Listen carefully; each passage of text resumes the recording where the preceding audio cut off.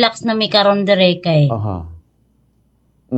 kay wala na siya nagbuto-buto. Pero from start kahapon, Oh. start 11 o'clock, Okay. nagsugod na ang buto-buto dire, bomba.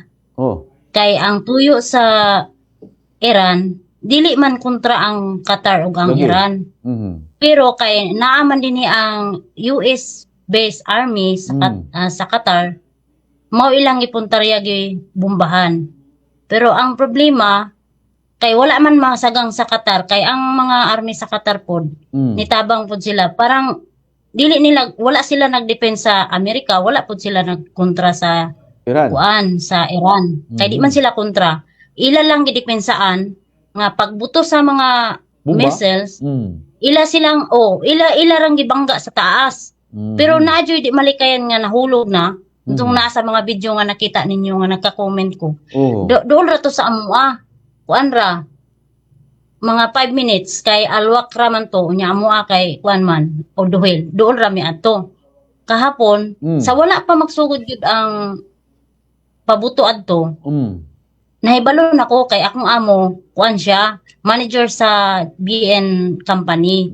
Nya na siya sa ako na maybe tomorrow Iran hitting to base army in US in here in Qatar.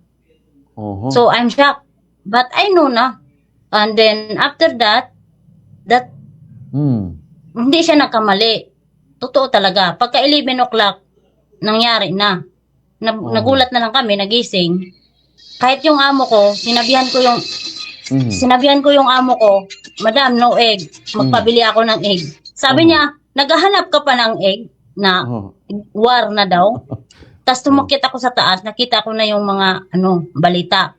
Pero talaga, hindi magkalaban yung Qatar at saka Iran. Pero kay yung US, kinalaban na nila yung Iran at saka nagsama na yung US at saka Israel, di ba?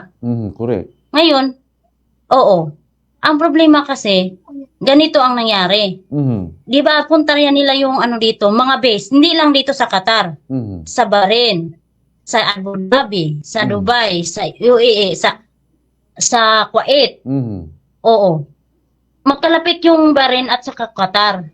Siyempre, nakikita ko pa kung paano magsabog yung sa taas. Pero binabangga na sa dito sa Qatar. army ng Qatar. Binabangga na nila sa taas. Pero hindi talaga, hindi natapigilan.